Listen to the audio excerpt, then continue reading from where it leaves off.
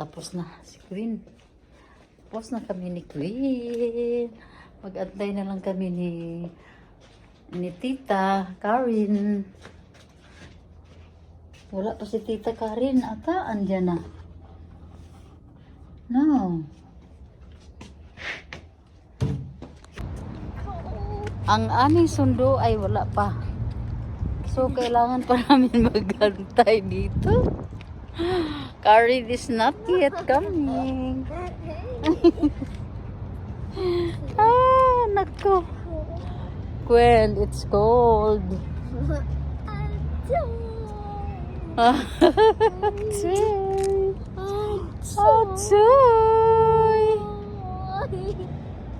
Hala, where is Tita Karen?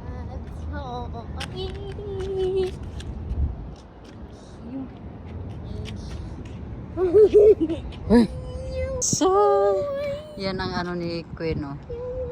Ang Pathways Pediatric Services Occupational Therapy and Speech Language Pathology. Hoy!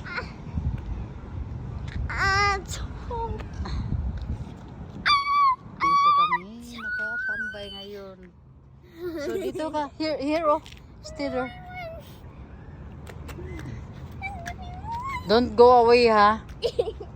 Don't go away. Hello mga tiyaying. Nandito kami sa speech therapy ni Queen. At dahil tapos na ang kanyang therapy, what is 45 minutes? Ang bilis lang. Hoy! Ang bilis lang ng 45 minutes. At medyo late pa kami ng ilang minuto kanina. So, yun mga tiyay, oh. Ayan, ang kulit-kulit. Sobrang kulit. Hindi pa nakarating yung aming sundo. So, ngayon, video-video lang muna tayo dito. Ang kulit mo, Queen. Hoy.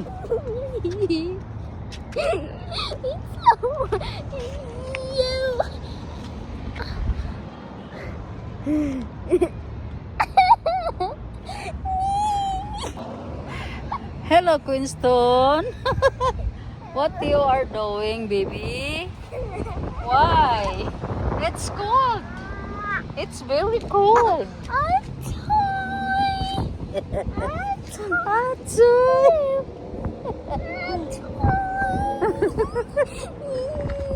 Tita Karen is there already, oh. Tita Karen is there already. She's very near now.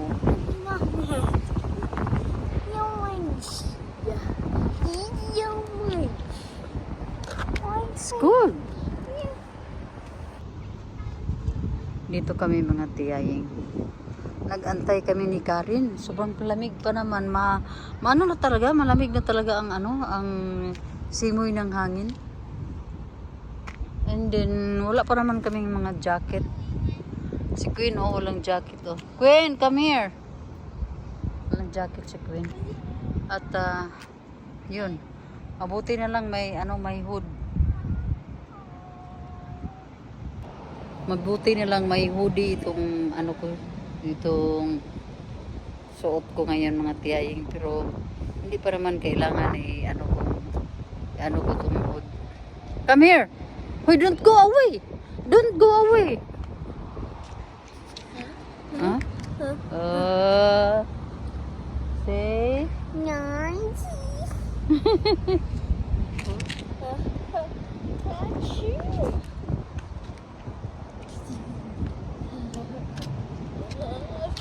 Ayun na tayo mga tiyay. Nalamigan na tayo mga tiyay.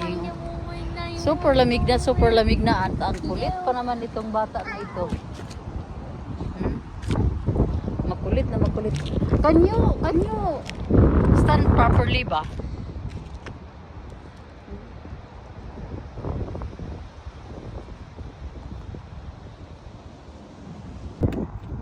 Grabe ka. Bihok ka bata. Oy. Come here ba? Come here. Ang kulit. Gwen.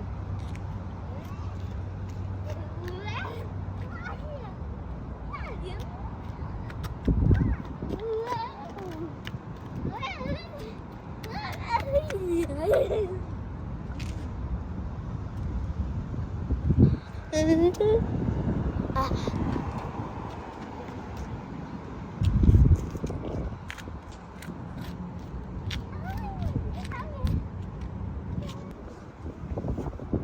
dito mga tiyaying.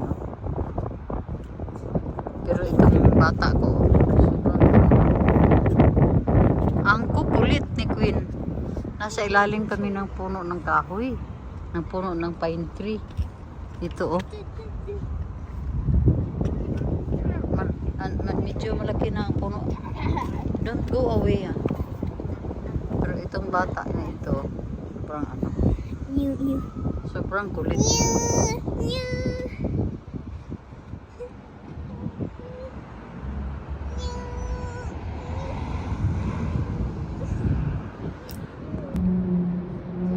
Ito na ang masaklap. Sobrang isang oras na kami nakahihintay dito ng kuwan. Kukuha sa amin. Pick up sa amin. Ay, andito na pala. Karidad. Andito na ang aming taga-sundo. Ang aming sundo, si Karen. At si Jeep. Yan na. Ang linis. Teka.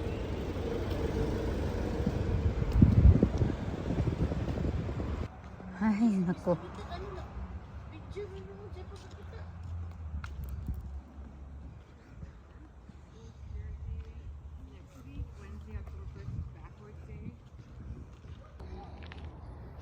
Yung maghanap ka ng... Ha? Red collar daw? Ang say red collar, pero... May lagi og natanggal to. Oh, so dili to siya mao.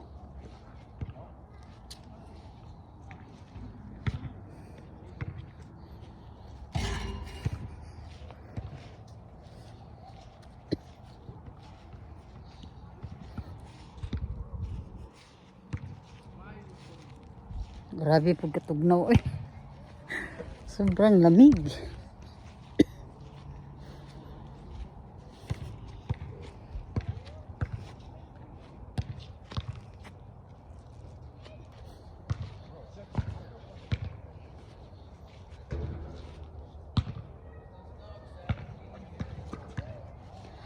Yung maghanap ka ng isang bagay na hindi mo sure. Grabe ito, no.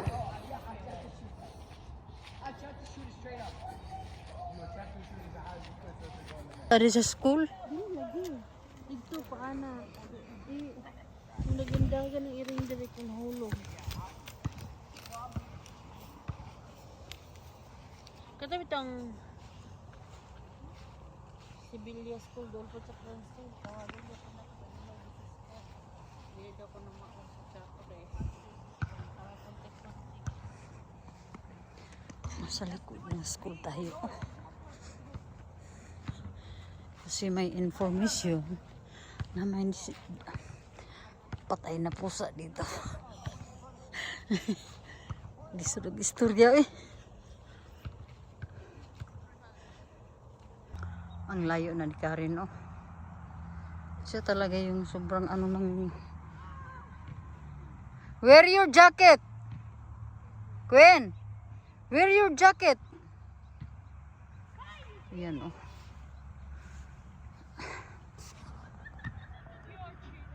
Ayan. Ayaw niya talaga magsuot ng jacket.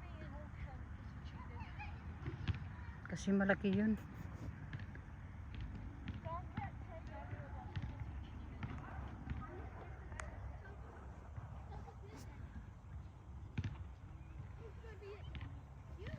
Kung high school na si Queen, dito na yan siya mag-school.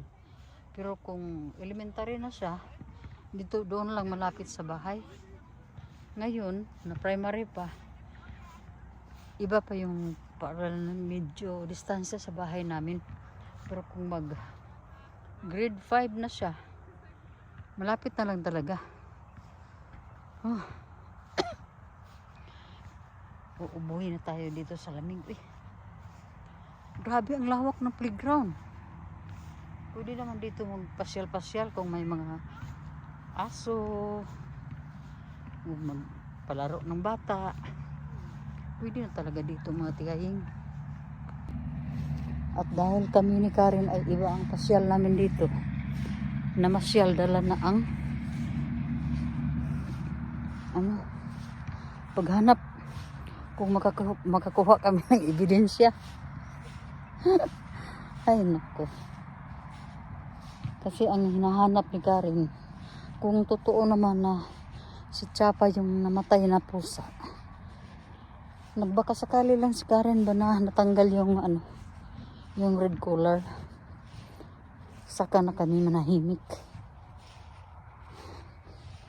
Kasi minsan umiiyak yan si Karen pag niya yung ako niya, kung maalala niya yung yung pusa.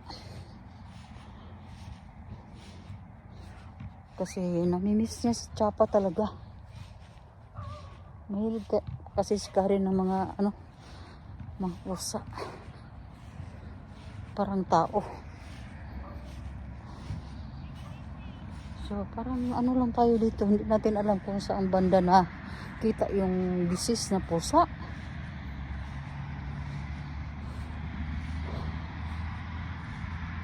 Napaka-imposible naman. Ang lawak ng dito, playground.